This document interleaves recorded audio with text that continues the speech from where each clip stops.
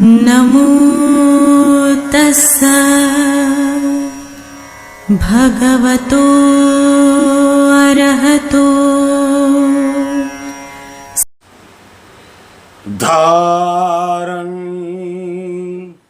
करे सो धर्म है,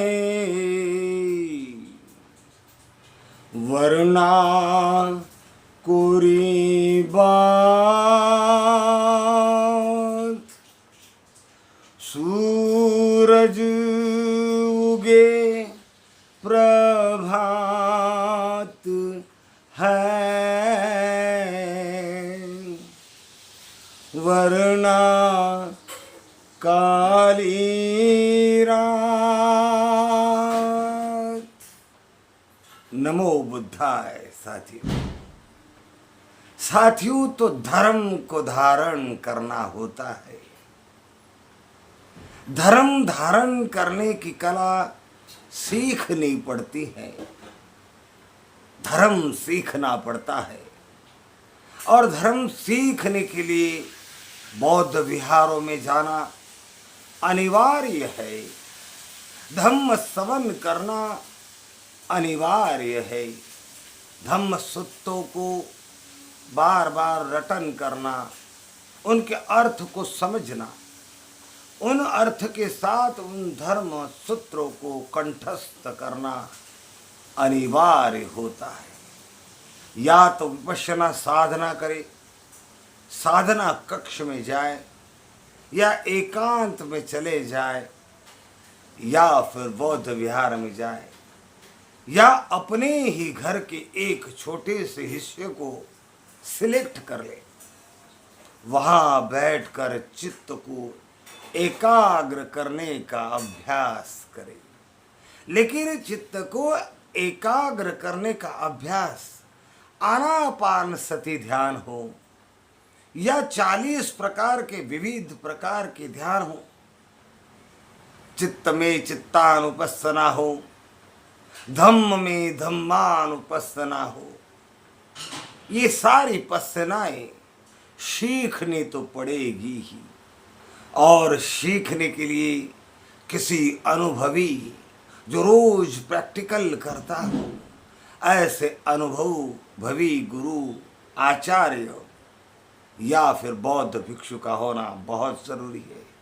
और ये सारी बातें आपको या तो बौद्ध विहारों में मिलेगी, या तो ध्यान केंद्रों में मिलेगी। धम्म बंधु, आषाढ़ी पूनम से वर्षावास प्रारंभ हो चुका है। 3 महीने चलेगा ये वर्षावास। ये 3 महीने हमारे जीवन के लिए बेशकीमती है, अमूल्य है।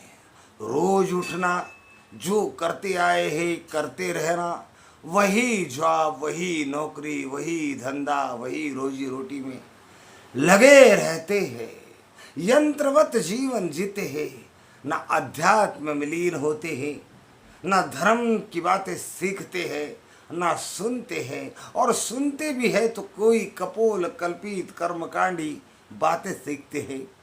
समझते हैं कि मैंने भगवान बुद्ध के आगे मोमबत्ती जला दी, अगरबत्ती जला दी, मैंने फूलहार चढ़ा दिया, मैं बुद्धिस्ट हूँ।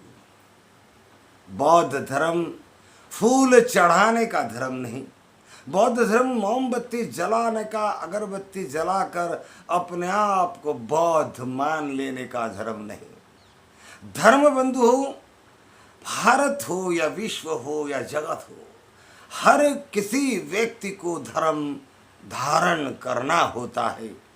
और धर्म धारण करने की विधि विधिवत सीखनी होती है, और उस विधि का अभ्यास करना पड़ता है, प्रैक्टिस करते रहने पड़ती है, तब जाकर धर्म धारण करने की कला आती है। ये 3 महीने बड़े ही पवित्र महीने हैं। यंत्रवत जीवन जीने के आदी बन गए हैं, बहाने बनाने के आदी बन गए हैं। कारणों का पहाड़ खड़ा करके बौद्ध विहारों पर नहीं जाने की बहानेबाज बन चुकी हो। धर्म संगायन करने में जुड़ने के बहाने करते हो, जुड़ते नहीं। बौद्ध विहारों में आते नहीं, अपने युवा बच्चों को, युवतियों को, घर के युवा लोगों को धर्म की बात करते नहीं, उनको आग्रह नहीं करते कि चलो ये 3 महीने लगातार हर रविवार को बौद्ध विहार जाएंगी, धर्म का अभ्यास करेंगी, धर्म सीखेंगी और धर्म को धारण करके ये वर्षावास के 3 महीने बड़े ही उत्साह से, प्रसन्न चित्त से, बड़े ही प्रमोद से, उत्साह से, श्रद्धा पूर्ण मन से मनाएंगे। जब तक ये भाव अपने आप को बौद्ध मानने वाले लोगों में नहीं उत्पन्न होता, जब तक अपने आप को बौद्ध मानने वाले लोग धर्म धारण करने की कला सीखते नहीं, धम्म सूत्र को कंठस्थ करने का अभ्यास नहीं करते, अष्टशील धारण करके उपसत व्रत नहीं करते, ना तो शरीर शुद्ध होगा,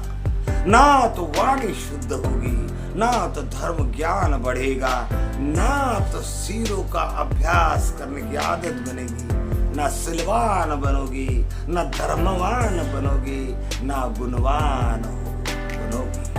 धम्म बंधु, भगवान कहते कि मेरा धम्म औषधं उत्तम वरं है, कि एक औषधि के समान है। जैसे कोई बीमार आदमी किसी चिकित्सक के पास जाता है और चिकित्सक उसे दवाई लिख देता है, दवाई खरीदता है, खाने के बाद 2 गोली और पीने की 2 चम्मच औषधि, खाने के बाद, नाश्ते के बाद, दोपहर, सवेरे, शाम लेता है और उसे प्राशन करता है, ग्रहण करता है, तब जाकर उसकी बीमारी दूर होती है। उसी तरह से बुद्धिज्म में प्रैक्टिकल धर्म है, पूरी कपोल कल्पित बातें इसमें नहीं, इसमें पूजा प्रार्थनाएं मिन्नतें नहीं। यहाँ अगरबत्ती मोमबत्ती का केवल खेल नहीं है, हर चीज का एक बड़ा अर्थ है, हर चीज के पीछे कोई उद्देश्य है, हर चीज के पीछे धर्म है। तो ये सारी बातें जब तक कोई व्यक्ति समझ नहीं लेता, तब तक वो कैसे बुद्धिस्ट कहलाता है? नाम का बुद्धिस्ट, विचारों का मेला, कर्मों का मेला, वाणी का दूषित, क्रोधी, ढोंगी, पाखंडी और दुर्व्यवहारी व्यक्ति अपने आप को बुद्धिस्ट कहे तो ये बौद्ध धम्म की तौहीन है। और कोई ऐसा व्यक्ति जो अपने आप को बौद्धिस्ट कहे और केवल मोमबत्ती, अगरबत्ती और वंदना लेकर छूट जाने का रास्ता अपना ले, वो भी बुद्धिस्ट नहीं। बौद्ध धर्म प्रैक्टिकल है, औषधं उत्तम वरम, औषधि के समान है, इसे सीखना पड़ता है, धारण करने की कला इसकी सीखनी पड़ती है। ये कला सीखे बिना आप धम्म की प्रैक्टिस नहीं कर सकते, और धम्म की जब तक प्रैक्टिस नहीं होगी, धम्म धारण कर नहीं पाओगी।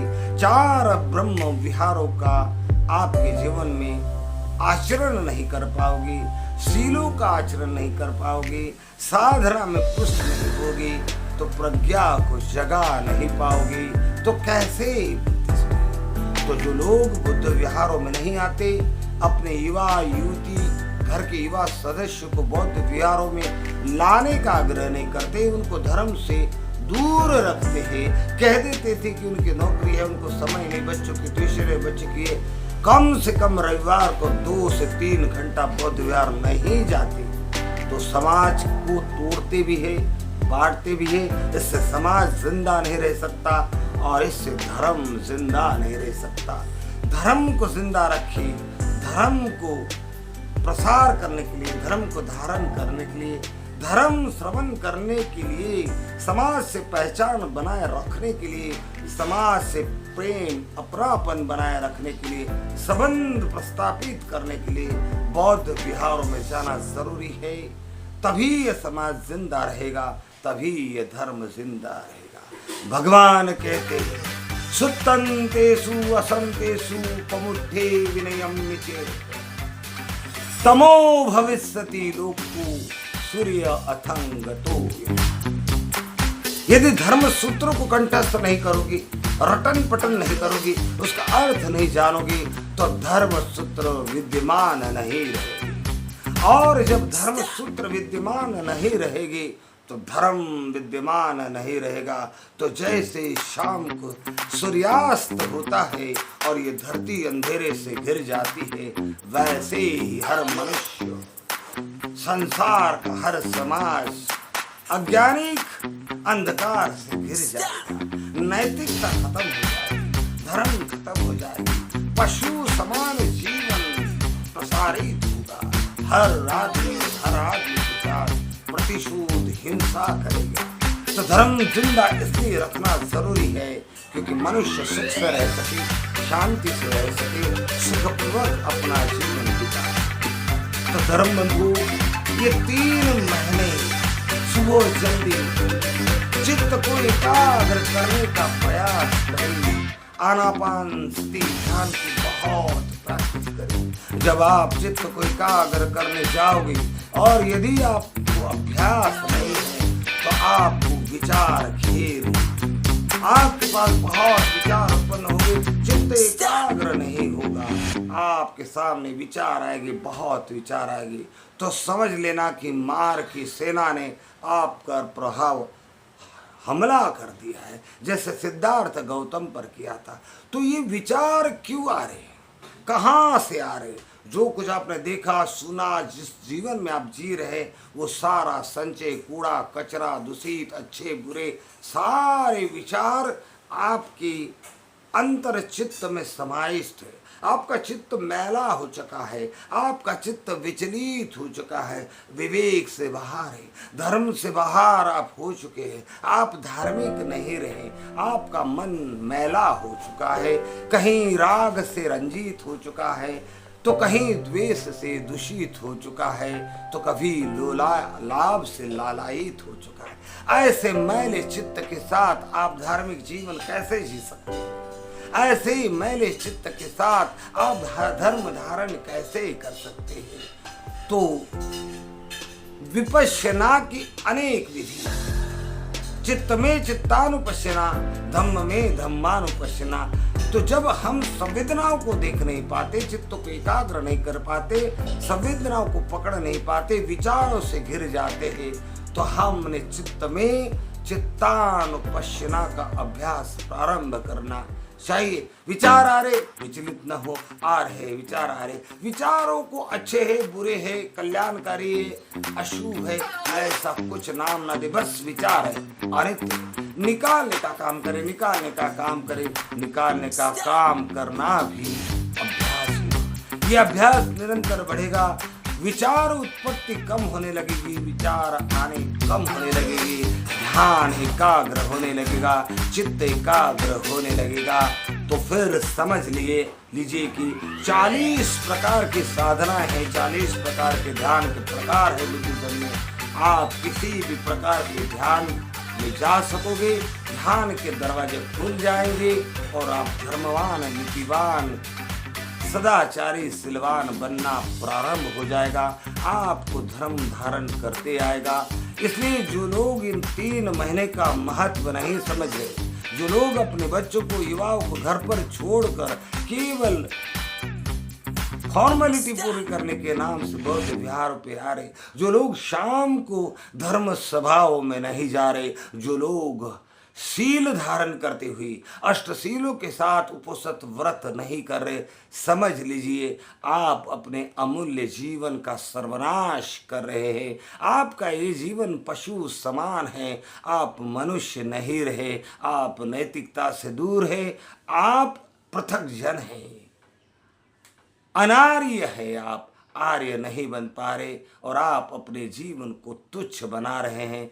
इसलिए धर्म को धारण करने की कला सीखने के लिए, सूत्रों को संगायन कैसे करते समझने के लिए, सूत्रों का पठन, उनका रटन, उनका अर्थ क्या है जानने के लिए, धम्म श्रवण करने के लिए हर रविवार अपने परिवार के साथ बौद्ध विहारों पर जाएंगे। हर रोज चित्त को एकाग्र करने का अभ्यास करें, वंदना पाठ करें, सूत्र पाठ करें, ध्यान करें और मंगल मैत्री, सभी का कल्याण हो, सभी का मंगल हो, हर पशु प्राणी, हर जीव, हर मनुष्य सुखी हो जाए, दुख मुक्त हो जाए, तनाव मुक्त हो जाए, रोग मुक्त हो जाए, ऐसी मंगल मैत्र देने का अभ्यास करें तो ये 3 महीने आपके जीवन को बदल देंगे, आपके विचारों को बदल देंगे, आपके व्यवहार को बदल देंगे। तब जाकर आप गर्व से स्वाभिमान से कह पाओगे कि मैं बुद्धिस्ट हूँ। नमो बुद्धाय।